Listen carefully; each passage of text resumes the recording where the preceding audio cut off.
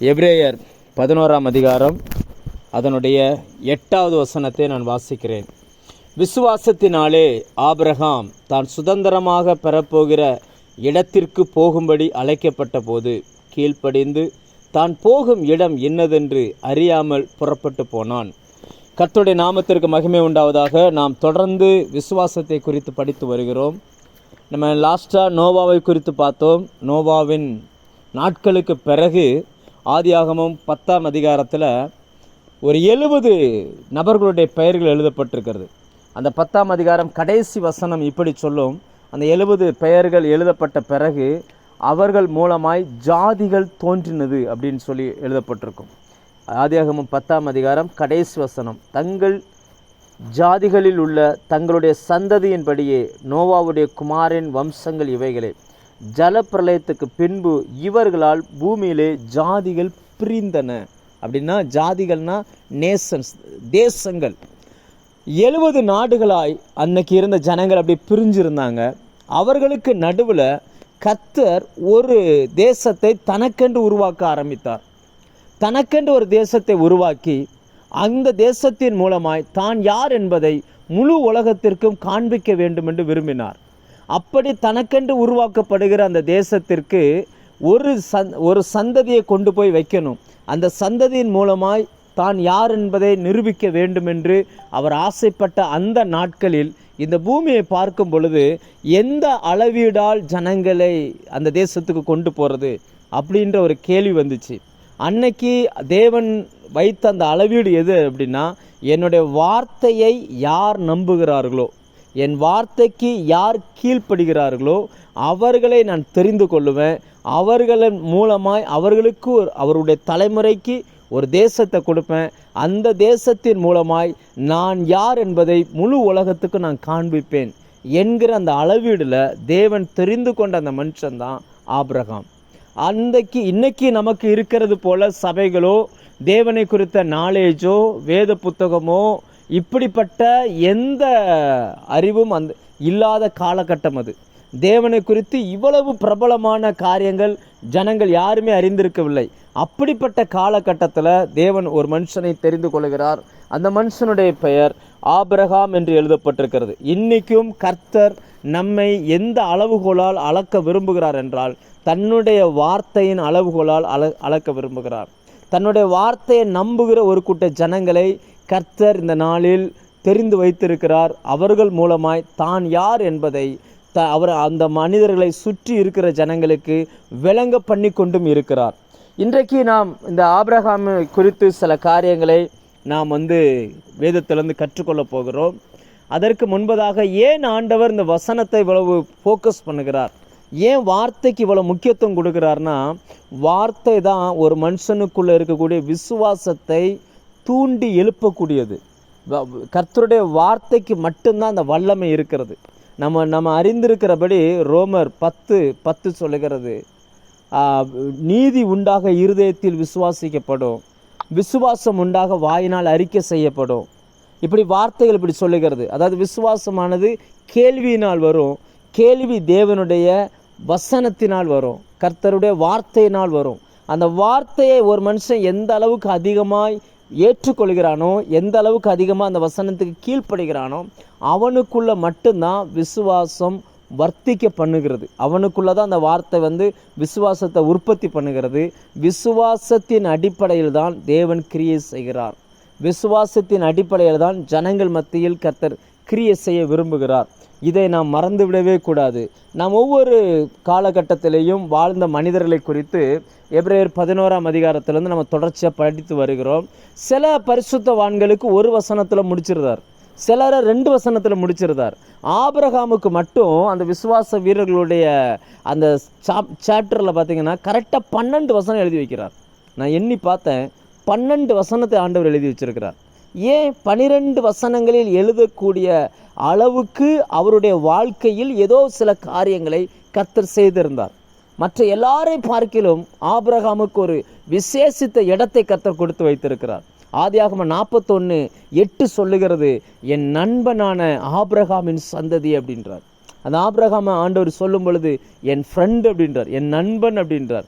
இன்றைக்கி நம்ம எத்தனையோ பேரை வந்து நம்ம சொல்லுவோம் நண்பன், என்னுடைய நண்பன் சொல்லி. ஆனால் அவர் அவருடைய நண்பனாக சொல்லுவாரா அப்படின்னு கேட்டால் சிலர் தான் சொல்லுவாங்க, சிலர் சொல்ல மாட்டாங்க. ஆனால் அந்த பூமியில் எத்தனையோ பேர் வாழ்ந்தாங்க, யாருக்கும் கொடுக்காத ஒரு பேரை தேவன் ஆபிரகாமுக்கு கொடுக்கிறார்.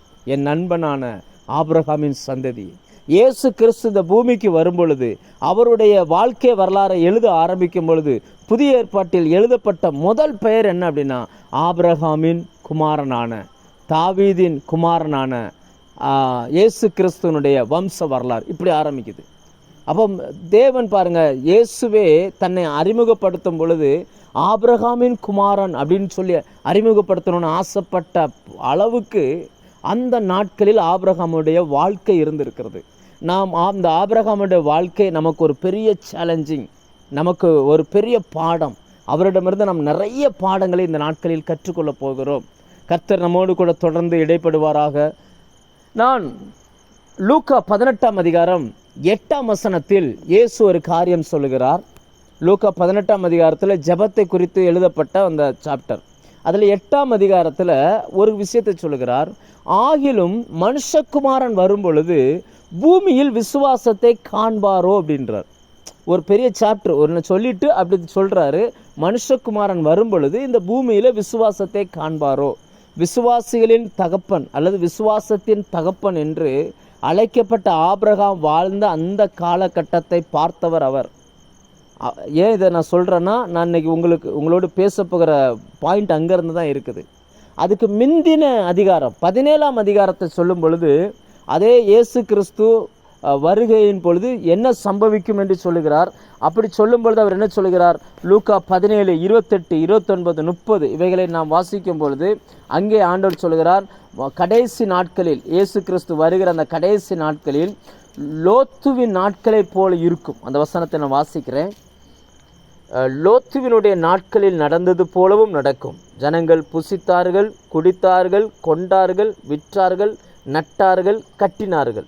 லோத்து சோதமை விட்டு புறப்பட்ட நாளிலே வானத்திலிருந்து அக்கினியும் கந்தகமும் வருஷித்து எல்லாரையும் அழித்து போட்டது. மனுஷகுமாரன் வெளிப்படும் நாளிலும் அப்படியே நடக்கும். இந்த 17ஆம் அதிகாரம் 30ஆம் வசனமும் 18ஆம் அதிகாரம் 8ஆம் வசனத்தையும் நாம் இணைத்து படிப்போமே ஆனால் அங்கே என்ன சொல்லுகிறதுனா, லோத்துவின் நாட்களில் போல நாட்கள் கடைசி நாட்களில் வரும், அந்த நாட்களில் விசுவாசத்தை அவர் காண்பாரோ அப்படின்ற மாதிரி இந்த வசனம் சொல்லுகிறது. ஏன் ஆண்டவர் லோத்துவின் நாட்களை குறிப்பிடுகிறார் என்றார், லோத்து வாழ்ந்த அதே நாட்களில்தான் ஆபிரகாம் வாழ்கிறார். அதே நாட்களில்தான் ஆபிரகாம் இந்த பூமியில் வாழ்ந்திருக்கிறார். அப்போ ஆபிரகாமின் நாட்கள்னு சொல்லாமல் லோத்துவின் நாட்கள்னு ஏன் சொல்லியிருக்கிறார் என்பதை குறித்து நான் உங்களோடு கூட பேச விரும்புகிறேன். நான் கர்த்தருடைய ஆவியானவர் உணர்த்தினபடி நான் சில பாயிண்ட்ஸ், ஒரு 5 அல்லது ஒரு 7 பாயிண்ட் உங்களோடு கூட பேசலாம் என்று நினைத்திருக்கிறேன். நமக்கு டைம் எவ்வளவு தூரம் அனுமதிக்குமோ அவ்வளோ தூரம் நான் உங்களோடு பேச விரும்புகிறேன். நன்றாய் புரிந்து கொள்ளுங்கள். ஆபிரகாமை குறித்து எழுதும் பொழுது விசுவாசத்தினாலே ஆபிரகாம் என்று எழுதினார். கடைசி நாட்களில் இயேசு கிறிஸ்து வரப்போகிற கடைசி நாட்களில் விசுவாசத்தை பார்க்க முடியுமான்னு அவர் சந்தேகப்பட்டார். அதே 17ஆம் அதிகாரத்தில் லோத்துவின் நாட்களை போல இருக்கும் கடைசி நாட்கள், அந்த கடைசி நாட்களில் மனுஷகுமாரன் வருவார் அப்படின்னு சொன்னார். அப்படின்னா அர்த்தம் என்னன்னா, லோத்து வாழ்ந்த அதே காலகட்டத்தில் ஆபிரகாம் வாழ்ந்திருக்கிறார். அப்படியானால் ஆபிரகாம் விசுவாசத்தில் வாழ்ந்தார். லோத்துவின் வாழ்க்கையோ விசுவாசத்திற்கு முற்றிலும் வேறு ஒரு தளத்தில் இருந்துச்சு. அப்போ இந்த 2 பேருமே 2 வகையான தேவனை அறிந்த ஜனங்களுக்கு அடையாளமாக இருக்கிறார்கள். அவர்கள் மத்தியில் இருந்து நாம் இன்றைக்கு தெரிந்து கொள்ளப் போகிற சில சத்தியங்களை உங்கள் மத்தியில் வைக்க விரும்புகிறேன். நாம் ஆபிரகாமின் அந்த ஜெனரேஷனா அல்லது லோத்துவினுடைய அந்த ஆவியை பெற்றவர்களா என்பதை இந்த நேரத்தில் நாம் சிந்தித்து பார்க்கிறதுக்கு ஏதுவாய் சில காரியங்களை நான் உங்களோடு கூட பேச விரும்புகிறேன். முதலாவது, ஆபிரகாம் வார்த்தையை நம்பினவர் அல்லது வார்த்தையினால் அழைப்பை பெற்றவர், வார்த்தையை மட்டுமே பின்பற்றினவர். ஆனால் லோத்துவோ அப்படிப்பட்டவர் அல்ல. எபிரேயர் 11:8 அந்த வசனம் வாசித்த வேத பகுதியில் ஆபிரகாமை கர்த்தர் அழைக்கிறார். அழைக்கும் பொழுது அப்படி என்ன வசனம் சொல்லுகிறதுனா, தான் போகும் இடம் இன்னதென்று அறியாமல் புறப்பட்டு போனான். என்னன்னே தெரியாமல் கீழ்ப்படிந்து அப்படியே புறப்பட்டு போனான். அந்த நாட்களில் கர்த்தர் ஒரு மனுஷனை அழைக்கிறார். அழைக்கும் பொழுது அங்கிருந்து அவர் அவர் வாழ்ந்த சூழ்நிலை, அவருடைய வீடு, அவருடைய குடும்பம், அவருடைய பழக்க வழக்கம் எல்லாத்தையும் விட்டுட்டு நான் உனக்கு காண்பிக்கிற தேசத்துக்கு போன்னு சொன்ன உடனே அந்த தேசம் எப்படிப்பட்டது, ஜனங்கள் எப்படிப்பட்டவர்கள், எதையுமே அவர் கேட்கல. அப்படியே ஃபாலோ பண்ணி போக ஆரம்பித்தார். எதுவுமே பேசலை. அதே நேரம் லோத்துவை எடுத்துக்கோங்க. லோத்துவை ஆதியாகமம் 19ஆம் அதிகாரத்தில் அந்த சோதம் குமாராவை அழிக்கக்கூடிய அந்த டைம் வந்த உடனே அங்கே இருக்கிற அவர்களை 2 கரங்களையும் பிடித்து அந்த பட்டணத்தை விட்டு வெளியே அழைத்து கொண்டு வந்துட்டு அந்த தேவதூதர்கள் சொல்கிறாங்க, ஜீவன் தப்ப அந்த மலைக்கு ஓடிப்போ அப்படின்னு சொல்கிறாங்க. உன் பிராணன் பிழைக்கணும், உன் ஜீவன் தப்பணும் அப்படின்னாச்சுன்னா அந்த மலைக்கு ஓடிப்போ அப்படின்னு சொல்லும் பொழுது அவர்கள் பண்ணுகிற அந்த பதில் என்ன? ஆதியாகமம் 19ஆம் அதிகாரம் 18-19. அதற்கு லோத்து, அப்படி அல்ல ஆண்டவரே, உமது கண்களில் உமது அடியனுக்கு கிருபை கிடைத்தது. என் பிராணனை காக்க தேவரீர் எனக்கு செய்த கிருபையை பெரிதாய் விளங்க பண்ணினீர். மலைக்கு ஓடிப்போக என்னால் முடியாது, தீங்கு என்னை தொடரும், நான் மரித்து போவேன்.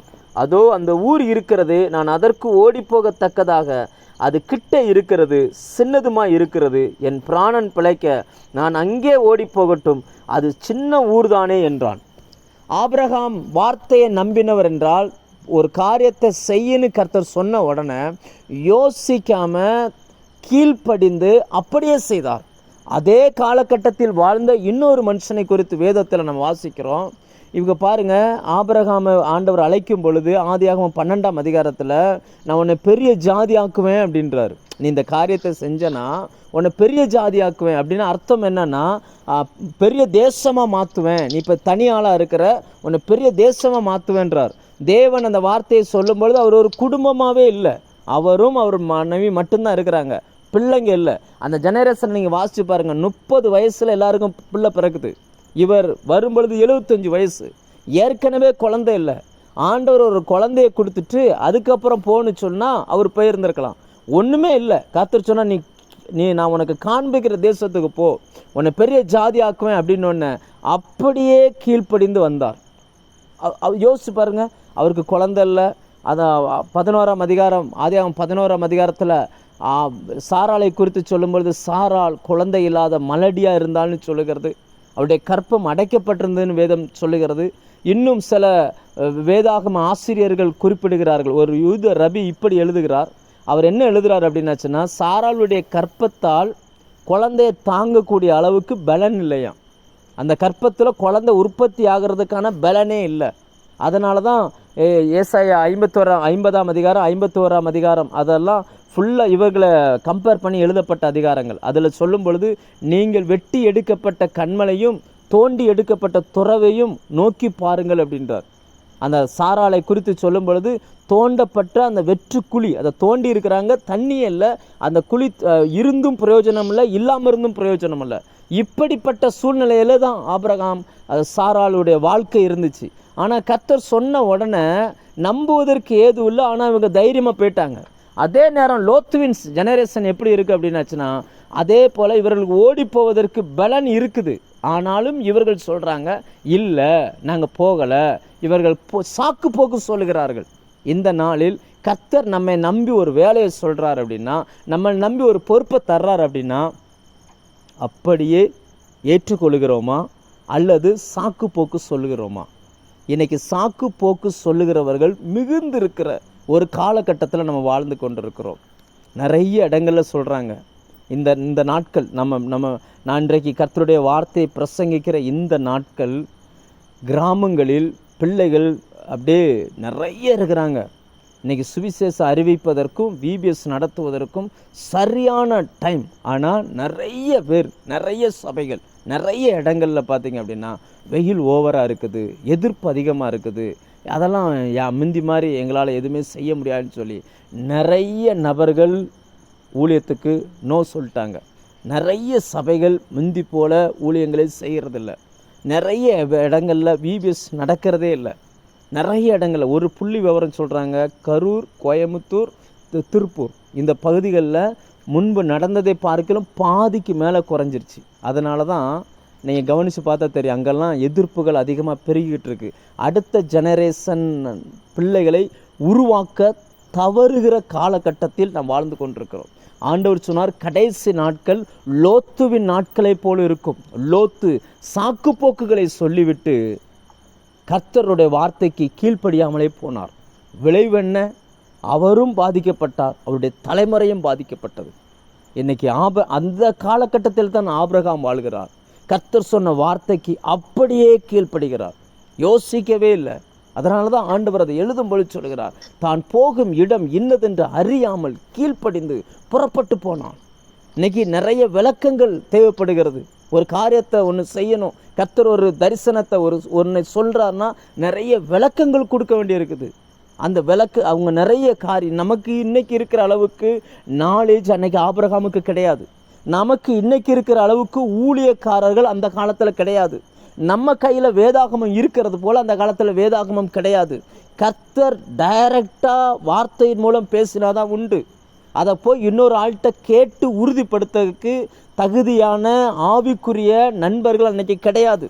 அப்படிப்பட்ட காலகட்டத்தில் கர்த்தர் சொன்ன அந்த வார்த்தையை ஆபிரகாம் அப்படியே அங்கீகரித்தார், அப்படியே கீழ்ப்படிந்தார். அதே நேரம் ஆபிரகாமோடு கூட வாழ்ந்தவர் இந்த லோத்து, ஆபிரகாமோடு கூட வந்தவர் இந்த லோத்து. அவருக்கு ஆபிரகாமை தெரிஞ்சிச்சு, ஆபிரகாமின் தேவன் யார் என்பது தெரியவே இல்லை. அதனால் ஆண்டவர் சொல்கிறார், உன் ஜீவன் தப்ப ஓடிப்போன்னு சொல்லும் பொழுது இவர் இன்னொரு ஆப்ஷனை கொண்டு பேச ஆரம்பிக்கிறார். இந்த நாட்களில் கர்த்தர் நம்மோடு சில காரியங்களை பேசுகிறார். உங்கள் வாழ்க்கையோடு தேவன் சில காரியங்களை பேசுகிறார். வேதத்தை படிக்கும்போது சில காரியங்களை கர்த்தர் பேசுகிறார். பர்டிகுலராக சில நபர்கள் வேதத்தை படிக்கும் பொழுது உங்கள் கண்ணு கலங்குது, உங்கள் கண்ணிலேருந்து கண்ணீர் வருது அப்படின்னா அந்த வசனத்திலேருந்து தேவன் ஏதோ ஒரு காரியத்தை உங்களுக்குள்ளே ஒரு அழுத்தத்தை கொடுக்கிறார்.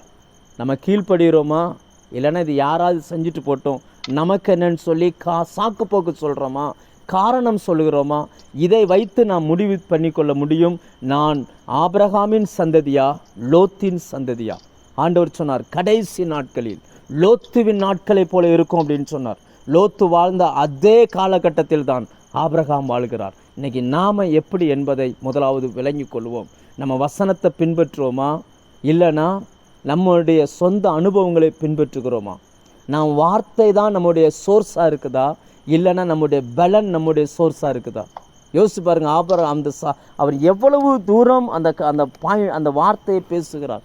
அவர் சொல்கிறாரு, இது சின்ன ஊர் தானே, பக்கத்தில் தானே இருக்கு, நான் ஈஸியாக செஞ்சிருவேன்ல, நீங்கள் என்கிட்ட சொல்கிற வேலை ரொம்ப பெருசாக இருக்கு ஆண்டவர், என்னை மலைக்கு போக சொல்கிறீங்க, அங்கே என்னை விரும்புகிறவர் யார் இருக்கிறா? நான் மனிதர்களோடு மனிதனாக வாழ்ந்து பழகிட்டேன், இன்னைக்கு திடீர்னு என்னை வேற ஒரு இடத்துக்கு அனுப்புறீங்க, நான் எப்படி போக முடியும்? நான் இந்த பக்கத்தில் நான் இதை செஞ்சிருந்தேன். கர்த்தர் சில நேரங்களில் சிலரை எழுப்புகிறார், பாதி ராத்திரி ஜெபிக்க சொல்லுகிறார்.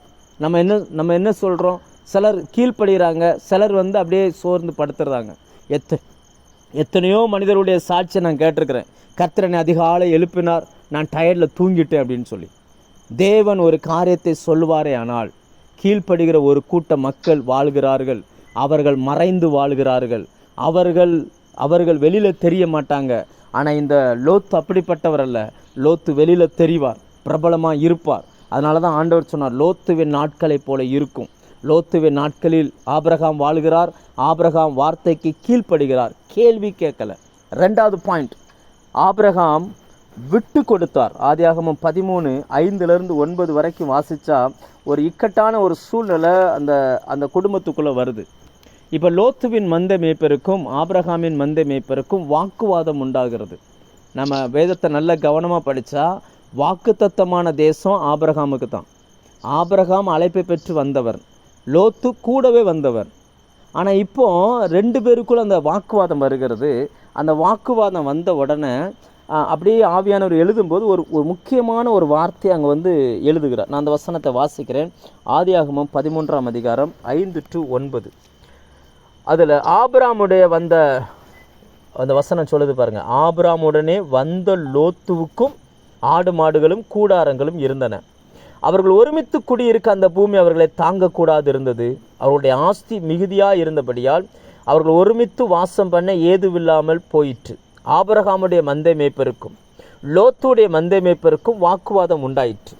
அக்காலத்திலே கானானியரும் பெரிசியரும் அத்தேசத்திலே குடியிருந்தார்கள். சம்பந்தமே இல்லாமல் ஆண்டவர் இப்படி ஒரு வார்த்தை எழுதுகிறார். ஒரு 2 ஃபேமிலிக்குள்ள 2 மந்தை மேய்ப்பர்களுக்குள்ள ஒரு பிரச்சனை, அதை தான் எழுதுகிறார். அப்படி எழுதும்போது சம்பந்தமே இல்லாமல் இந்த சம்பவத்தை எழுதுகிறார். ஏன் பின்னாடி பாருங்கள். அடுத்து ஆபிரகாம் லோத்தை நோக்கி, அவர் எழுதின உடனே அடுத்து ஆபிரகாமுடைய மனநிலையை கர்த்தர் எழுதுகிறார். ஆபிரகாம் லோத்தை நோக்கி, எனக்கும் உனக்கும் என் மேய்ப்பருக்கும் உன் மேய்ப்பருக்கும் வாக்குவாதம் வேண்டாம், நாம் சகோதரர், இந்த தேசமெல்லாம் உனக்கு முன் இருக்கிறது அல்லவா, நீ என்னை விட்டு பிரிந்து போகலாம், நீ இடதுபுறம் போனால் நான் வலதுபுறம் போகிறேன், நீ வலதுபுறம் போனால் நான் இடதுபுறம் போகிறேன் என்றான். அப்படின்னா அர்த்தம் என்ன அப்படின்னாச்சுன்னா, சண்டை போடுவதை பார்க்கிலும் சாட்சியே முக்கியம் என்று ஆபிரகாம் சொல்லுகிறான். இப்போ அங்கே 2 மேய்ப்பர்களுக்குள்ளே ஆரம்பித்த பிரச்சனை வந்து வந்து வந்து வந்து வீடு வரைக்கும் வந்துருச்சு. இப்போ வீட்டுக்குள்ளே பேசுகிற அளவுக்கு வந்துருச்சு. அதே நேரத்தில் சுற்றிலும் இருக்கக்கூடியவங்க யாருன்னு பார்த்தீங்கன்னா, கானானியர்கள் குடியிருக்கிறாங்க, தேவனை அறியாத ஜனங்கள் குடியிருக்கிறாங்க, விக்கிரகத்தை வழிபடுகிறவர்கள் குடியிருக்கிறாங்க. ஆபிரகாம் பார்க்கிறார், சண்டை போட்டு அதாவது அந்த லேண்டு தேவன் சொன்னது, அந்த லேண்டு ஆபிரகாமுக்கு, அவருக்கு தான், இவர் கூட வந்தவர். அதனால தான் அந்த 5ஆம் வசனம் சொல்லுகிறது, ஆபிரகாமுடனே கூட வந்த லோத்துவுக்கும், இவர் கூட வந்தவர். ஆனால் ஆபிரகாம் பார்க்குறாரு, நாம் இந்த உலகத்தை பார்க்குறது கம்மி, நம்மளை சுற்றி இருக்கிற ஜனங்கள் நம்மளை பார்க்குறாங்க, நாம் வேற ஒரு ஊர்லேருந்து இந்த பட்டணத்துக்கு வந்திருக்கிறோம், நம்முடைய தேவன் வேற, நம்முடைய தேவன் யார் என்பது இவங்களுக்கு தெரியாது, நான் நடந்துக்கிறத வச்சு தான் அவங்களுக்கு என்னுடைய தேவன் யாருன்னு தெரியும். அதனால் நான் ஒன்று செய்கிறேன், நான் அவன்கிட்ட வாக்குவாதமே பண்ண போகிறதில்ல, சண்டையே பண்ண போகிறதில்ல, அவங்க வேணுன்றதை அவங்க எடுத்துக்கிடட்டும், அவங்க எடுத்தது போக மிச்சத்தை நான் வச்சுக்கிறேன். அந்த மைண்ட் செட்டுக்கு அவர் வருகிறார். அவர் வந்து சொல்லுகிறார், விட்டு கொடுக்குறார் பாருங்கள், நீ வலது பக்கம் போனால் நான் இடது பக்கம் போயிடுறேன் அப்படின்றார். இந்த நாட்களில் விட்டு கொடுக்கிற மனப்பான்மை உள்ளவர்கள் ஆபிரகாமின் சந்ததி. ஆனால் அந்த லோத்து எப்படிப்பட்டவர் அப்படின்னு பார்த்தீங்கன்னு சொன்னால், கர்த்தருடைய தோட்டத்தை போல் இருக்கக்கூடிய சோதோமை தெரிந்து கொண்டார். ஆடு மாடு எல்லாருக்கும் இருக்குது, இவருக்கு இருக்குது, இவருக்கு இருக்குது, 2 பேருக்கு இருக்குது. நீங்கள் அந்த காட்சியை கொஞ்சம் அப்படியே கற்பனை பண்ணி பாருங்கள். ஒரு பெரிய கிரவுண்டில் நிற்கிறாங்க, இந்த பக்கம் ஆபிரகாமுடைய மந்தை மேய்ப்பர்கள், அந்த பக்கம் லோத்துவினுடைய மந்தை மேய்ப்பர்கள், லோத்துவின் குடும்பமும் அங்கே நிற்குது, ஆபிரகாமின் குடும்பமும் இந்த பக்கம் நிற்குது. இப்போது தெரிந்து கொள்ளுதல்னு வரும் பொழுது யார் முதல் சாய்ஸ் எடுத்துருக்கணும் அப்படின்னா, ஆபிரகாம் தான். இதெல்லாம் எனக்கு வேணும்ப்பா, நீ வேற எங்கேயா போய் பொழைச்சிக்கோ அப்படின்னா அவர் போய்த்தான் ஆகணும். ஆனால் ஆபிரகாம் அப்படி செய்யாமல் அவர் எப்படி சொல்கிறார் அப்படின்னாச்சுன்னா, உனக்கு வேணுன்றதை நீ எடுத்துக்கோ அப்படின்றார். அப்போ அன்னைக்கு இருந்ததிலே செழிப்பான இடம், புல்வெளி நிறைந்த இடம் எதுன்னா அந்த சோதம் பகுதி, அங்கே நதி பாய்கிறது, அந்த சோதம் பகுதி தான். கரெக்டாக அவர் அதை மட்டும் செலக்ட் பண்ணி எடுத்துகிட்டு போயிட்டார். அப்படின்னா இந்த 2 பேருடைய மனநிலை எப்படி தெரிகிறது அப்படின்னாச்சுன்னா, சண்டையே வேண்டாம், சாட்சி முக்கியம்னு ஆபிரகாம் நினைக்கிறார். அதே நேரம் யார் பிழைச்சா என்ன, பிழைக்காமல் போனால் என்ன, நான் நல்லா இருந்தால் போதும்னு சொல்லி லோத்து நினைக்கிறார். இன்றைக்கி இது கடைசி நாட்களில் இப்படிப்பட்ட மக்கள் மிகுந்திருக்கிற காலகட்டத்தில் நாம் வாழ்ந்து கொண்டிருக்கிறோம். நீங்கள் யோசிச்சு பாருங்கள், அப்படிப்பட்ட ஒரு சூழ்நிலை வரும் பொழுது ஆபிரகாமின் மந்தை மேய்ப்பர்கள் எவ்வளவு முறுமுறுத்திருப்பாங்கன்னு நினைக்கிறீங்க? இவர் கொஞ்சம் பேசினாதான் என்ன, எனக்கு வேணும்னு கேட்டால் தான் என்ன, இவருக்கு தானே எல்லாமே ஆண்டவர் சொல்லியிருக்காரு, கொஞ்சம் கேட்டிருந்தா தான் என்ன. ஏன்னா இவங்க ஆடு மாடு மேய்க்கணும் இல்லையா, அதுக்கு புல்வெளி தேவை. வெறும் வறட்சியான பகுதி ஆபிரகாமுக்கு கிடைக்கிது. ஆனாலும் தன் சாட்சி அவர் காத்து கொண்டார். சில நஷ்டங்கள் வந்தாலும் கர்த்தர் அவர் விட்டு கொடுக்கவே இல்லை. அவர் மனைவி என்ன சொல்லியிருந்திருப்பாங்க நீங்கள் யோசிச்சு பாருங்க. மனைவி என்ன சொல்லி, நேற்று வந்து சின்ன பையன், அவனுக்கு பிழைக்க தெரியுது, உங்களுக்கு பிழைக்க தெரியல, கேட்டிருப்பாங்கல்ல. அதே நேரம் அங்கே லோத்து போனாரே, அந்த ஏரியாவில் இருந்தவங்க லோத்துவை குறித்து எவ்வளோ உயர்வான மதிப்பீடு வச்சுருந்துருப்பாங்க. அந்த வேலைக்காரங்க லோத்துவின் மனைவி எப்படி நினச்சிருப்பாங்க, ஆபிரகாமுடைய மனைவி, ஆபிரகாமுடைய வேலைக்காரங்க ஆபிரகாம் எப்படி நினச்சிருந்துருப்பாங்க. அந்த இரவு ஆபிரகாமுக்கு எப்படிப்பட்ட மனநிலையை கொடுத்துருந்துருக்கும். நீங்கள் யோசிச்சு பாருங்கள்.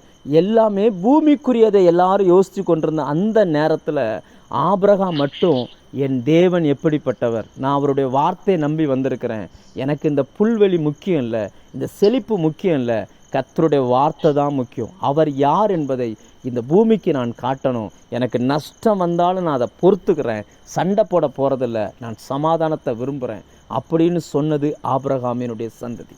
இந்த நாட்களில் நமக்கு உரிமையாய் கிடைக்க வேண்டிய சில காரியங்களை நாம் விட்டு கொடுக்கிறோமா அல்லது உரிமைக்காய் யுத்தம் பண்ணுகிறோமா? எத்தனை கோர்ட்டில் எத்தனை கேஸு கிறிஸ்தவங்க மேலே இருக்குது தெரியுமா?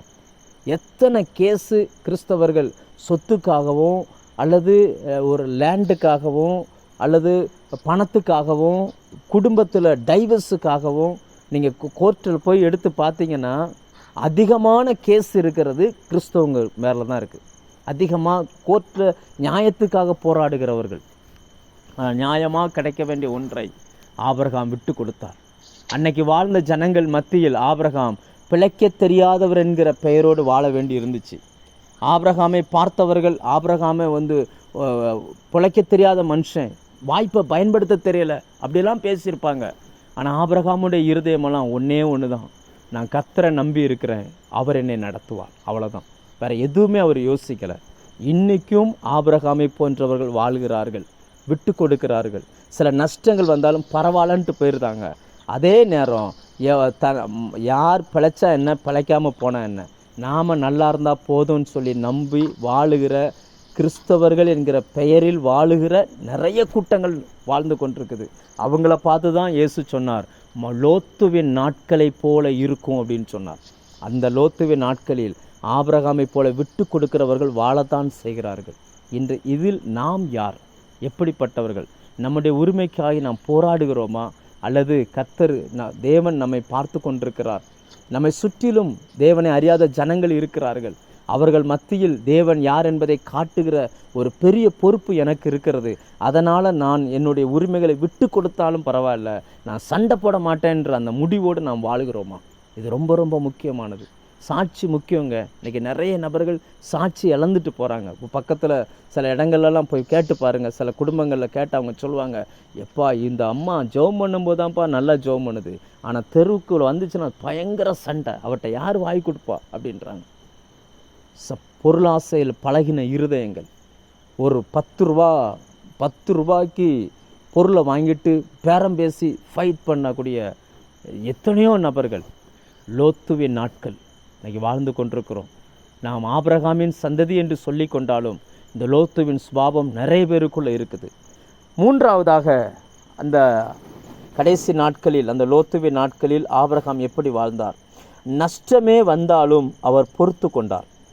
ஆதியாகமம் 13:14 அந்த சம்பவங்கள் நடந்த பிறகு கர்த்தர் 14வது வசனம் வாசிக்கிறேன். ஆதியாகமம் 13:14, லோத்து ஆபிராமை விட்டு பிரிந்த பின்பு கர்த்தர் ஆபிராமை நோக்கி, உன் கண்களை ஏறெடுத்து நீ இருக்கிற இடத்திலிருந்து வடக்கேயும் தெற்கேயும் கிழக்கேயும் மேற்கேயும் நோக்கி பார். நீ பார்க்குற இந்த பூமி முழுவதையும் நான் உனக்கும் உன் சந்ததிக்கும் என்றைக்கும் இருக்கும்படி கொடுத்து உன் சந்ததியை பூமியின் தூளை போல பெருக பண்ணுவேன். ஒருவன் பூமியின் தூளை எண்ணக்கூடுமானால் உன் சந்ததியும் எண்ணப்படும். நீ எழுந்து தேசத்தின் நீளமும் அகலமும் எம்மட்டோ அம்மட்டும் நடந்து திரி, அதை உனக்கு தருவேன் என்றார். இப்போ ஆண்டவர் சொல்கிறாரு, வறட்சியான பூமி தான், ஆனால் நீ நடந்து திரின்றார். லோத்து எப்படின்னா செட்டில் ஆயிட்டார். அவர் செழிப்பான இடத்துல செட்டில் ஆயிட்டார். இப்போ இதில் நம்ம யோசிக்க வேண்டிய பாயிண்ட் என்ன அப்படின்னாச்சுன்னா, நமக்கு பிறகு வந்தவர்கள் அல்லது நமக்கு கீழானவர்கள் நம்ம விட ஓவர்டேக் பண்ணி போகும் பொழுது நாம் எப்படி நடந்து கொள்கிறோம்? அதில் பாயிண்ட் நான் உங்களுக்கு சொல்ல வந்தது என்னென்னா, நஷ்டமே வந்தாலும் பொறுத்து கொண்டான். நான் நடந்து திரின்னு கர்த்தர் சொல்கிறார். ஆனால் என் வீட்டில் வளர்ந்தவன் அங்கே செட்டில் ஆகிட்டான். ஆனால் என்னைய நடந்து திரின்னு சொல்கிறாரு. ஆனாலும் ஆபிரகாம் முறுமுறுக்கலை. நஷ்டமே வந்தாலும் அவர் முறுமுறுக்காமல் நடந்து கொண்டார். செழிப்பானவைகள் எல்லாம் லோத்து எடுத்து கொண்ட பொழுதும் வெறும் பூமி மட்டும் ஆபிரகாமுக்கு கிடைத்தது. சங்கீதம் 15:4 சொல்லுகிறது, ஆணையிட்டதில் தனக்கு நஷ்டம் வந்தாலும் தவறாமல் இருக்கிறவன். போய் திரும்ப கேட்கல, எனக்கு கொஞ்சம் இடத்த கொடுப்பா, நான் எதுக்கு அங்கே இங்கேயும் அலைஞ்சு திரியணும், நானும் கொஞ்சம் செழிப்பான இடத்துல இருக்கட்டும்னு சொல்லி கேட்கல, அப்படியே விட்டுட்டார்.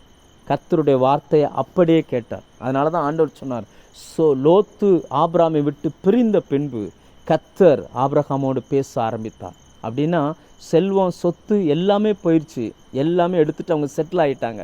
ஆனால் நம்பி வந்த ஆபிரகாம் இன்னும் செட்டில் ஆகாமல் இருக்கிறார். கர்த்தர் இப்போ தரிசனத்தை விரிவடைய பண்ணுகிறார். அவர் சொல்லுகிறார், நீ இருக்கிற இடத்திலிருந்து கிழக்கும் மேற்கும் வடக்கும் தெற்கும் நோக்கி பார். இதுக்கு முன்னாடி இந்த வார்த்தை அவர் சொன்னதே கிடையாது. லோத்து அப்படின்னா முக்காடுன்னு அர்த்தம். சில முக்காடுகள் நம்மை விட்டு நீங்குவது நல்லது. சில முக்காடுகள் நம்மகிட்ட இருக்கிற வரைக்கும் நம்ம தரிசனம் நிறைவேற போகிறதே இல்லை. நம்ம தரிசனம் விரிவடைந்து போகவும் செய்யாது. சில நஷ்டங்கள் நமக்கு வருகிறது மாதிரி இருந்தால் கூட அது நமக்கு நஷ்டமாய் அல்ல, தேவன் நன்மையாகவே அதை மாற்றி தருகிறார். இந்த லோத்துவின் பாருங்கள், லோத்து எப்படின்னா செல்வ செழிப்பை அப்படியே நம்புகிறார். அவர் செட்டில் ஆனால் போதும்னு நினைக்கக்கூடிய மனிதர்கள் இன்றைக்கி ஜாஸ்தி. ஆனால் கர்த்தருடைய வார்த்தையை கேட்டு அலைந்து திரிகிறவர்கள் கம்மி. ஆண்டவர் பாருங்கள், ஆபிரகாம்கிட்ட சொல்கிறார், நீ அலைந்து திரி அப்படின்றார். பூமியின் தூளை போல் உன் சந்ததியை பெருக பண்ணுவேன்றார். ஆனால் பிள்ளை இல்லை. வீட்டில் இருந்த 2 சின்ன பிள்ளைங்க, லோத்துடைய 2 சின்ன பிள்ளைங்க இருந்துச்சு. அதையும் லோத்து எடுத்துகிட்டு போயிட்டார். இப்போ வீட்டில் குழந்தைங்க இல்லை. ஆண்டவர் சொல்கிறாரு, உன் சந்ததி பூமியின் தூளை போல இருக்குன்றார். நம்புவதற்கு ஏதுவில்லை, ஆனாலும் வார்த்தையை நம்பி அவர் இருக்கிறார். இப்போ லோத்து பிரபலமாக இருக்க விரும்புகிறார், செட்டில் ஆகணும்னு விரும்புகிறார். உலகம் அப்படி செட்டில் ஆகிறவங்கள தான் விரும்புது, வாய்ப்பை பயன்படுத்துகிறவங்கள விரும்புது, வாய்ப்பை கேட்ச் பண்ணிக்கிறவங்கள உலகம் பெருசாக பார்க்குது. ஆனால் ஆபிரகாம் பாருங்கள், கிடைச்ச வாய்ப்பை விட்டு கொடுத்துட்டு கர்த்தருடைய வார்த்தைக்காக காத்திருக்கிறார். இன்றைக்கி நாம் இதில் எப்படி இருக்கிறோம்?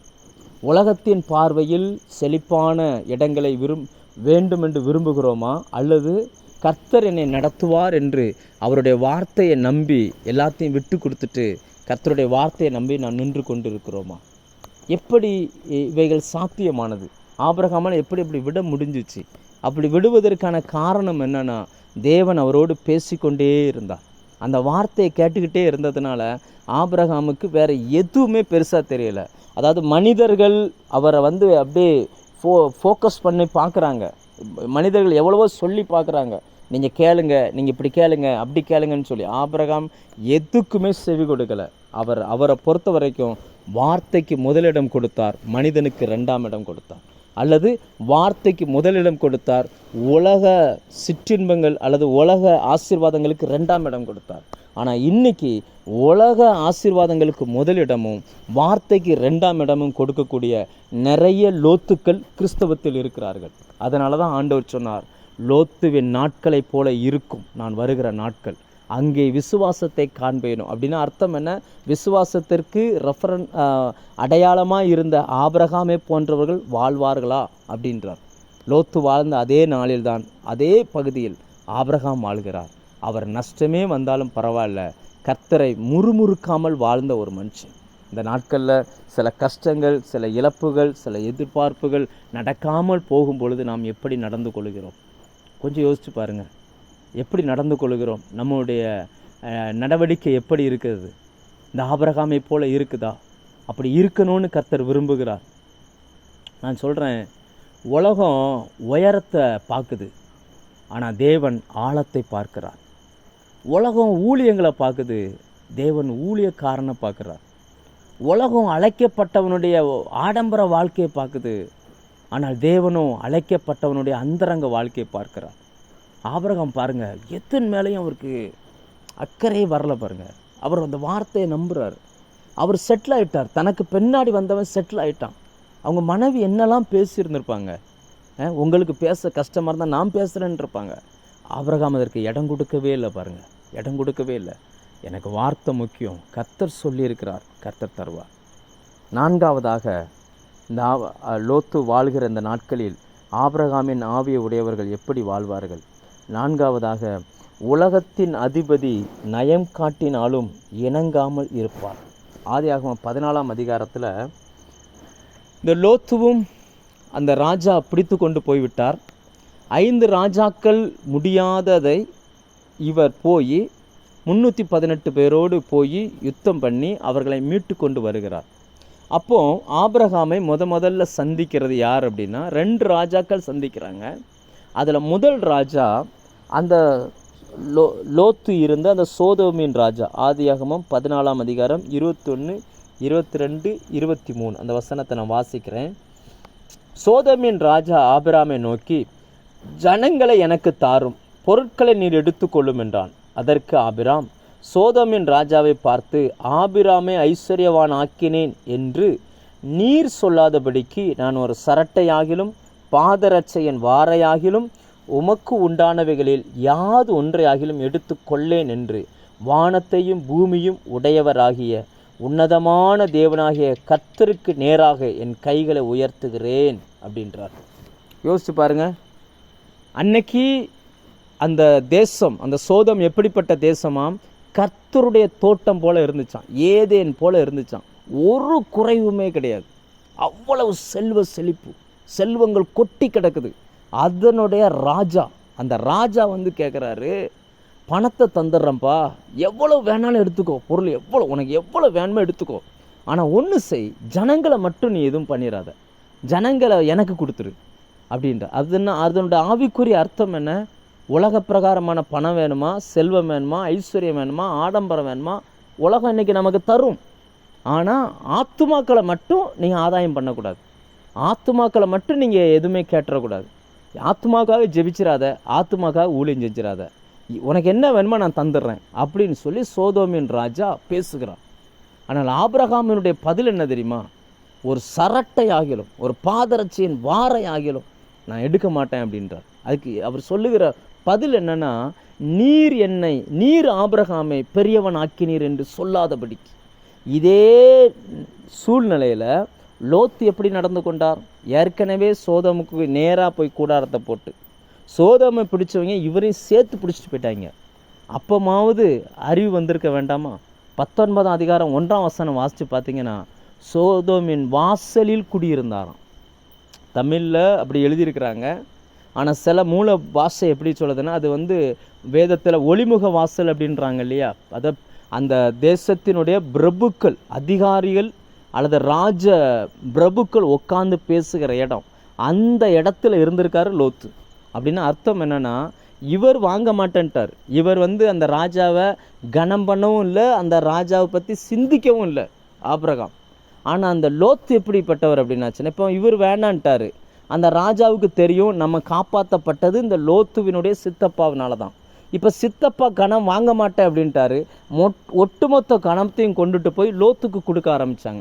இப்போ லோத்துக்கு நல்ல பேர், ஜனங்கள் மத்தியில் நல்ல மரியாதை, ஜனங்கள் மத்தியில் ராஜ மரியாதை, உயர்ந்த இடம், உயர்ந்த பதவி, எல்லாத்தையும் அவர் ஏற்றுக்கொண்டார்.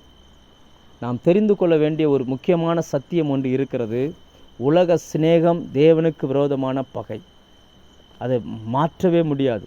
நீங்கள் யோசிச்சு பாருங்கள், கர்த்தருடைய ஆசீர்வாதம் ஐஸ்வர்யத்தை தரும், ஆனால் அது உலகத்திலேருந்து வர்றதா இருக்காது. அது ரொம்ப ரொம்ப முக்கியம். உங்களுக்கு புரிந்து கொள்வதற்காக நான் ஒரு காரியம் சொல்கிறேன். நான் ஊழியத்துக்கு வந்த புதுசில் ஒரு கடை, ஒரு வியாபார கடை, ஒரு காய்கறி கடை ஒரு கிறிஸ்தவ விசுவாசி வைத்திருந்தார். அந்த விசுவாசி எனக்கு தெரிந்த ஒரு நபர்கிட்ட சொல்லி அனுப்பியிருந்தார், உங்கள் பாஸ்டரை வந்து ஜோமனை சொல்லுங்கள், கடையில் வியாபாரம் சரியாக இல்லை, வந்து ஜோமனை சொல்லுங்கன்னு சொல்லி அனுப்பியிருந்தார். நான் சரி இவர் கூப்பிட்டுட்டாரே அப்படின்றதுக்காக நான் மறுநாள் காலையில் 9 மணி அந்த டைமில் நான் அங்கே போகிறேன். இவர் அந்த விசுவாசி கடையை திறந்து வச்சுட்டு சிகரெட் அடிச்சுக்கிட்டு இருக்கிறார். விசுவாசி சபையில் ஞாயிற்றுக்கிழமை போய் திருவிருந்து எடுக்கிற விசுவாசி உட்காந்துக்கிட்டு சிகரெட் அடிச்சுக்கிட்டு இருக்கிறார். நான் அவருக்கு என்னைய பாஸ்டர்னு தெரியாது, ஆனால் எனக்கு தெரியும் அவருடைய கடை தான்னு சொல்லி நான் அப்படியே போன ஆள் அந்த கடைக்கு போகாமல் நேராக சர்ச்சுக்கு போயிட்டேன். சர்ச்சுக்கு போன உடனே அடுத்து அந்த என்னை ஜெபிக்க சொன்ன அந்த விசுவாசி திரும்ப கூப்பிட்றாங்க. கூப்பிட்டுட்டு, பாஸ்டர் நீங்கள் அங்கே போகலையா, ஜோமனை போகலையா, அவர் உங்களுக்காக வெயிட் பண்ணாருன்னு. அப்போ நான் சொன்னேன், அவர் முதல்ல சிகரெட் அடிக்கிற பழக்கத்துலேருந்து வெளியில் வரட்டும், அவர் வெளியில் வந்தால் கர்த்தர் ஆட்டோமேட்டிக்காக அந்த கடையை ஆசீர்வதிப்பார். நான் அங்கே போனேன், இப்படி சிகரெட் பிடிச்சிக்கிட்டு இருக்காரு, என்ன சொல்லி நான் அவருக்காக ஜெபிக்கணும், அவர் மனம் திரும்பினா தான் ஆசீர்வாதம், இல்லைன்னா ஆசீர்வாதம் இல்லை, இதை நான் சொன்னதாகவே சொல்லிடுங்க அப்படின்னு சொல்லிட்டு வச்சுட்டேன். அதற்கு அந்த விசுவாசியினுடைய பதில், அந்த கடைக்காரருடைய பதில் என்ன தெரியுமா? கூட 100 ரூபாய் கொடுத்தா 100 ஊழியக்காரன் வருவான் ஜெபம் பண்ண, இவர் வரலன்னா போகிறாரு அப்படின்ட்டாங்க. அதுக்கு அர்த்தம் என்ன? பணம் எங்கிருந்தனாலும் வரும், ஆனால் அது பாவ வழியில் வருகிற பணமாக இருந்தால் நாம் ஏற்றுக்கொள்ளவே கூடாது. அப்படி ஏற்றுக்கொள்ளாதவர்கள் வாழுவார்கள் என்றால் அவர்கள் ஆபிரகாமின் சந்ததி. எப்படி பணம் வந்தானே எனக்கு பேரு புகழ் கனம் மரியாதை செல்வம் போதும் அப்படின்னு நினைக்கிறவங்க லோத்துவின் சந்ததி. இயேசு சொன்னார், லோத்துவின் நாட்களை போல இருக்கும் அப்படின்னார். நம்ம பாக்கெட்டுக்கு வருகிற ஒவ்வொரு பணமும் தேவனால் கண்காணிக்கப்படுகிறது என்பதை நாம் மறந்து போகக்கூடாது. நம்ம குடிக்கிற தண்ணியிலிருந்து வடிக்கிற கண்ணீர் வரைக்கும் கர்த்தர் அதை கணக்கில் வைத்திருக்கிறார். நம்ம சம்பாதிக்கிற பணம் எந்த நோக்கத்தில் எவ்வளவு எதன் அடிப்படையில் நமக்கு அந்த பணம் வருது, இது ரொம்ப ரொம்ப முக்கியமானது. நான் அடிக்கடி ஆண்டவர்கிட்ட ஜெபிப்பேன். அதாவது என்னென்னா, நீங்கள் வேதத்தை கவனமாக படித்து பாருங்கள். ஒரு ஏழை விதவை, அதாவது அந்த சாரிபாத்து விதவை தனக்கு உண்டானதை சாப்பிட்டுட்டு சாகணுன்றதுக்காக விறகு பொறுக்கினாள். அவகிட்ட போய் அந்த அடையை வாங்கி சாப்பிடும்படி கர்த்தர் எலியாவோடு பேசினார். அதே நேரம் நாகமான் ஒரு குஷ்டரோகி, ஒரு பெரிய அரண்மனையில் உள்ள சேனாதிபதி. ஆனால் அவன் கொண்டு வந்த காணிக்கையில் ஒரு பைசா கூட எலிசாவை வாங்குவதற்கு கர்த்தர் அனுமதிக்கலை. அப்படி அவனை போக சொல்லு அப்படின்ட்டார். நம்ம ஒன்றை மறந்து விடக்கூடாது. ஆபிரகாமின் ஆவியை பெற்றவர்கள் பண விஷயத்தில் எங்கிருந்து வருகிறது, எந்த பணத்தை நாம் வாங்க வேண்டும், எந்த பணத்தை வாங்கக்கூடாது என்பதில் கவனமுடையவர்களாக இருப்பார்கள். ஆபிரகாம் அப்படி கவனமுடையவராக இருந்தார். உலகத்தின் அதிபதி நயம் காட்டினாலும் அவன் சம்மதிக்கவே இல்லை. அடுத்து இன்னொரு ராஜா வருகிறார், அந்த சோதோமின் ராஜா. சோதோமின் ராஜாவுக்கு நோ சொன்னார். சாலேமின் ராஜா வந்தார். அவர் அப்பமும் திராட்சரசமும் கொடுத்த உடனே ஆபிரகாம் தன்னிடத்தில் இருந்ததை அவருக்கு கொடுத்தார். இதுதாங்க ஆபிரகாமின் ஆவி. இன்னும் சொல்லப்போனால் வாங்க அல்ல, கொடுக்க ஆயத்தமாக இருக்கிறவர்கள் ஆபிரகாமின் ஆவியை பெற்றவர்கள். எப்படியாகிலும் கணத்தை வாங்கி கொள்ள வேண்டும் என்று நினைக்கிறவர்கள் லோத்துவின் ஆவியை பெற்றவர்கள். கடைசி நாட்களில் லோத்துவின் நாட்களைப் போல இருக்கும். நாம் இதில் யார்? ஆபிரகாம் வெளியில் தெரியலை, மறைந்து வாழ்ந்தார், அந்தரங்கத்தில் வாழ்ந்தார். கர்த்தருடைய வார்த்தையை தன்னுடைய வாழ்க்கையின் அனுபவத்தில் கொண்டு வரணும்னு சொல்லி பிரயாசப்படுகிறவராக இருந்தார். அதனால் தேவன் ஆபிரகாமை பார்த்து என் நண்பனான ஆபிரகாமின் சந்ததின்னு சொன்னார். கடைசியாக ஒரு பாயிண்ட்டை சொல்லி நான் ஜெபிக்க விரும்புகிறேன். மறுபடி சோதோமுக்குள் போனாலும் லோத்துவுக்காக ஆபிரகாம் பரிந்து பேசினார். யோசிச்சு பாருங்கள், எத்தனையோ முறை முதல்ல ஒரு தடவை அறிவில்லாமல் போயிட்டார், மறுபடி சிக்கலை மாட்டிக்கிட்டார், திரும்ப இவருமாவை காப்பாற்றுகிறார், திரும்பவும் மறுபடி அங்கே போகிறார், மறுபடி பிரச்சனைகளை போனாலும் அந்த லோத்துக்கு ஒரு ஆபத்துன்னு வந்த உடனே அவருக்காக இவர் ஜெபிக்க ஆரம்பித்தார், அவருக்காக இவர் திறப்பில் நிற்க ஆரம்பித்தார். இன்னும் கரெக்டாக சொல்லுவதாக இருந்தால் அவர் தேவன் ஆபிரகாமை நம்பின இடத்துல ஆபிரகாம் இருக்கிறார். ஆண்டவர் அந்த வசனத்தை வாசிக்கிறேன். ஆதியாகமம் 18ஆம் அதிகாரத்தில் அழிக்க போகிறதுக்கு முன்னாடி அவர் என்ன செய்கிறார்னா, 18ஆம் வசனம், நான் செய்ய போகிறதை ஆபிரகாமுக்கு மறைப்பேனோ? கர்த்தர் ஆபிரகாமுக்கு சொன்னதை நிறைவேற்றும்படியாய் அவன் தன் பிள்ளைகளுக்கும் தனக்கு பின்வரும் தன் வீட்டாருக்கும் நீங்கள் நீதியையும் நியாயத்தையும் செய்து கர்த்தருடைய வழியை காத்து நடவுங்கள் என்று கட்டளையிடுவான் என்பதை அறிந்திருக்கிறேன் என்றார். அதாவது தேவன் சோதோம் கொமராவை இறங்கி அழிக்க போகிறேன் அப்படின்ற அந்த விஷயத்தை ஆபிரகாம்கிட்ட நம்பி வந்து சொன்னார். தேவனே சொல்லுகிறார், இவங்கிட்ட இந்த வார்த்தையை நான் சொல்லணும், இவனுக்கு சொல்லாமல் எதையுமே நான் செய்யக்கூடாது அப்படி என்று நம்புகிற இடத்துல இவர் இருந்தார். ஆபத்துன்னு வந்த உடனே இவன் இப்படி விழுந்துட்டானே, அடிக்கடி விழுந்து போகிறானேன்னு சொல்லி போனால் போகட்டும்னு விடலை, அவருக்காய் ஜெபிக்க ஆரம்பித்தார். இதுதான் ஆபிரகாம். அவன் தன்னுடைய வார்த்தைக்கு கீழ்ப்படியாமல் போனாலும், தன்னை கனம் பண்ணாமல் போனாலும், தன்னிடத்தில் இருந்து சில காரியங்களை பிரித்து கொண்டு போனாலும், அவரால் மன உளைச்சலுக்கு நான் ஆளாயிருந்தாலும் அவருக்கு ஒரு ஆபத்துன்னு வரும் பொழுது இவர் ஜெபிக்க ஆரம்பித்தார். அவர் தேவனிடத்தில் மன்றாட ஆரம்பித்தார். தேவனின் இருதயத்தை மாற்ற பார்க்கிறார். தேவன் அந்த நேரத்தில் யோசிச்சு பாருங்க, ஆபிரகாமுடைய ஜெப வாழ்க்கை எப்படி இருக்குது, லோத்துவினுடைய ஜெப வாழ்க்கை எப்படி இருக்குது யோசிச்சு பாருங்க. இந்த பாயிண்ட்டை வச்சு நீங்கள் யோசிச்சு பாருங்கள். ஆபிரகாம் தேவனுக்கு முன்னாடி நின்று ஜெபிக்க ஆரம்பித்தார். ஆனால் அந்த லோத்துவை பாருங்கள், கர்த்தர் ஒரு காரியத்தை சொன்னால் அதுக்கு அவர் கீழ்ப்படியவே மாட்டார். 2 பேதுருல நம்ம வாசிக்கிறோம் 2ஆம் அதிகாரத்தில், இருதயத்தில் அவர் பாதிக்கப்பட்டாராம், ஆனால் ஜனங்கள் யார்கிட்டையுமே சொல்லலையாம். அவர் மட்டும்தான் பிழைச்சார். நீங்கள் யோசிச்சு பாருங்கள், அவர் மட்டும்தான் பிழைச்சார், வேறு யார்கிட்டையும் அவர் சொல்லலை. அவர் நீதிமான் தான். இன்றைக்கி நிறைய நீதிமான்கள் இருக்கிறார்கள், ஜெப வாழ்வில் உண்மை இல்லாதவர்கள். இன்னும் சொல்லப்போனால் தேவன் யாரை நம்புகிறார் என்றால் ஆபிரகாமை நம்புகிறார். ஆபிரகாம்கிட்ட நான் ஒரு விஷயத்தை பேசணும்னு ஆசைப்படுகிறார். இன்றைக்கி எல்லாரும் தேவன்கிட்ட பேசலாம், ஆனால் தேவன் யாரை நம்பி சில காரியங்களை கொடுக்கிறார், யாரை நம்பி சில பொறுப்புகளை கொடுக்கிறார்னா அவருடைய நம்பிக்கைக்குரியவர்களை மட்டும்தான் நம்புகிறார். இன்றைக்கி நீங்களும் நானும் அவருடைய நம்பிக்கைக்குரிய இடத்துல நம்ம இருக்கணும். அப்படி நாம் ஆசைப்படுவோம். லோத்துக்கள் பெருகி இருக்கிற காலகட்டம் இது. நீதிமான்கள் என்று சொல்லிக் கொள்கிறவர்கள் ஜெப வாழ்க்கையில் உண்மையில்லாதவர்களாய் வாழுகிற காலகட்டம் இது. இவர்களுக்கு மத்தியில் தேவன் தன்னுடைய இருதயத்தில் இருக்கிறதை திறந்த மனதோடு பேசுவதற்கு சில மனிதர்களை கர்த்தர் வைத்திருக்கிறார். அப்படிப்பட்ட மனிதர்கள் பிரபலமாக இருக்க மாட்டார்கள், அவர்கள் வெளியில் தெரிய மாட்டாங்க, அங்கங்கே அவங்க இருப்பாங்க. அவர்களோடு கர்த்தர் பேச ஆரம்பிக்கிறார். அவர்களுக்கு தேவன் சில காரியங்களை சொல்லுகிறார். அவர்கள் அதற்கு கீழ்ப்படுகிறார்கள், ஜெபிக்கிறார்கள். அப்படிப்பட்ட ஜெபிக்கக்கூடிய இடத்துல நீங்கள் இன்றைக்கி இருக்கிறீங்க. யோசித்து பாருங்கள், நாம் லோத்துக்கள் வாழுகிற இந்த காலகட்டத்தில் தான் வாழுகிறோம். ஆனால் ஆபிரகாமை போல இருக்கிறோமா என்பதை யோசித்து பாருங்கள். ஒரு வார்த்தை தான் சொன்னார், 99 வயசு. நீங்கள் அதை நான் அடிக்கடி சபையில் நான் அந்த பைபிள் ஸ்டடி எடுக்கும்போது அடிக்கடி நான் சபையில் சொல்லி கொடுப்பேன். 99 வயசு ஆண்டவர் சொல்கிறாரு விருத்த சேதனம் பண்ணணுன்றாரு. அதுக்கு முன்னாடி வரைக்கும் அப்படி ஒரு வழக்கமே உலகத்தில் கிடையாது. ஆண்டு 99 வயசில் சொல்கிறாரு. அந்த நீங்கள் அதை கற்பனை பண்ணி பாருங்கள். நைட்டு பேசியிருக்கிறாரு, காலையில் அவருடைய பையன் இஸ்மவேல் வேலைக்காரன் எல்லாரையும் கூப்பிட்டுட்டார். கர்த்தர் சொல்கிறாரு உங்களுடைய மாம்சத்தின் நுனித்தோலை வெட்டணுன்றார். என்னெல்லாம் பேசியிருப்பாங்க ஜனங்கள். இதையாப்பா கடவுள் சொல்லுவார். நீங்கள் யோசிச்சு பாருங்க, இதையா கடவுள் பேசுவார், இதையா சொல்லியிருப்பார், என்னெல்லாம் பேசியிருப்பாங்க. ஆபிரகாமுடைய இருதயமோ கொஞ்சம் கூட அசையலை. கர்த்தர் ஒரு வார்த்தை சொல்லிட்டார்னா சொன்னது தான். தேவன் பேசி தன்னுடைய இருதயத்தை இந்த பூமியில் ஒரு மனுஷனோடு வெளிப்படுத்த வேண்டும் என்று விரும்புகிறார் என்றால் ஆபிரகாமை போல விசுவாசத்தை பெற்றவர்களிடத்தில் மட்டும்தான் பேசுகிறார்.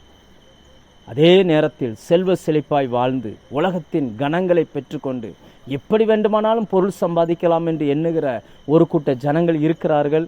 அவர்களை வேதம் லோத்து என்று சொல்லுகிறது. அந்த லோத்துவின் நாட்களில் நாம் இன்றைக்கு வாழ்ந்து கொண்டிருக்கிறோம். ஆனால் நாம் லோத்துவாய் வாழ்கிறோமா, ஆபிரகாமாய் வாழ்கிறோமா என்பதில்தான் கேள்வியே இருக்கிறது. நாம் இன்றைக்கு எப்படி வாழ்கிறோம்?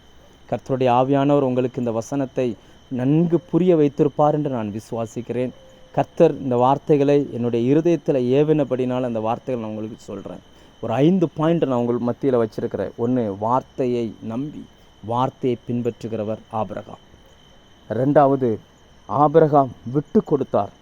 சண்டை போடுவதை விட சாட்சி முக்கியம் என்பதை அதன் மூலமாக அவர் நிரூபிக்கிறார். தனக்கு நஷ்டமே வந்தாலும் பொறுத்து கொண்டார், அவர் முறுமுறுக்கவே இல்லை. 4வது, உலகத்தின் அதிபதி அந்த சோதோமின் ராஜா அன்னைக்கு செல்வ செழிப்பாய் பணங்களையும் பொருட்களையும் கொண்டு வந்து நயம் காட்டினாலும் என்னை அழைத்தவர் உண்மையுள்ளவர், அவர் என்னை நடத்துவார் என்கிற அந்த இடத்திலிருந்து அவர் பின்வாங்கவே இல்லை. 5வது, அடிக்கடி விழுந்து எந்திரிச்சாலும் லோத்துவுக்காக ஜெபிப்பதை விட்டு ஆபிரகாம் பின்வாங்கலை. தேவனால் நம்பப்படுகிற இடத்துல ஆபிரகாம் இருந்தார். இன்னைக்கு நாம் எங்கே இருக்கிறோம்? கர்த்தர் நம்மை நம்ப முடியுமா? நம்ம கேட்ட இந்த சத்தியத்தில் நம்மை குறித்து ஆண்டவர் நம்மை குறித்து சாட்சி சொல்வாரா? என் நண்பனான ஆபிரகாமின் சந்ததியன்னு சொன்னார், என் நண்பனான மோகனின் சந்ததின்னு சொல்லி என் சந்ததியை சொல்வாரா? அல்லது உங்கள் பேரை சொல்லி உங்கள் பிள்ளைகள் அப்படி சொல்வாரா? அதற்கு தகுந்தபடியாக நம்முடைய வாழ்க்கை இருக்கிறதா? இல்லை என்றால் நாம் வாழ்வதற்கு தேவன் நமக்கு பலன் தருவார். பரிசுத்தமாக இருக்கிறவன் இன்னும் பரிசுத்தமாகட்டும், நீதி செய்கிறவன் இன்னும் நீதி செய்யட்டும், அநீதி செய்கிறவன் இன்னும் அநீதி செய்யட்டும், அநியாயம் செய்கிறவன் இன்னும் அநியாயம் செய்யட்டும்.